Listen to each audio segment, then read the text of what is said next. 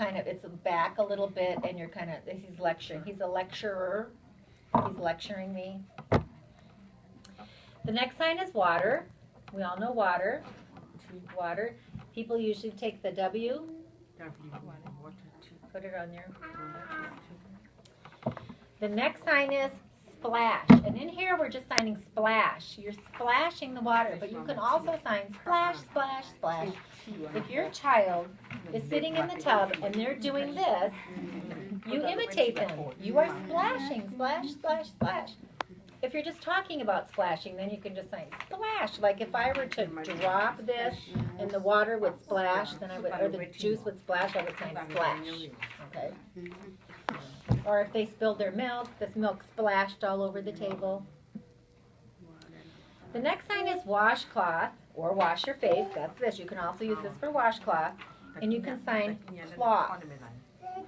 Sometimes people will sign washcloth, like they'll just sign square. It's a washcloth. It's a washing square, or it's a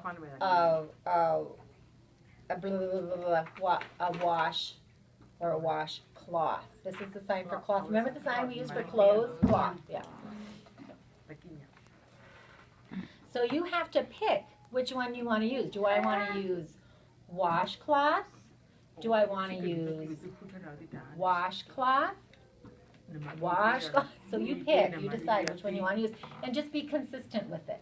It doesn't matter if your sign is different than your husband's or, you know, whatever. Okay, the next sign is towel, and you just, it's like you're drying your back with your towel. Okay, towel. If you are clean, you are clean. Nice. It's one motion. If you're talking about cleaning, then you would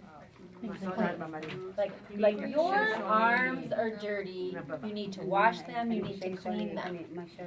But if they're out of the tub, they look squeaky clean, they're clean, one motion.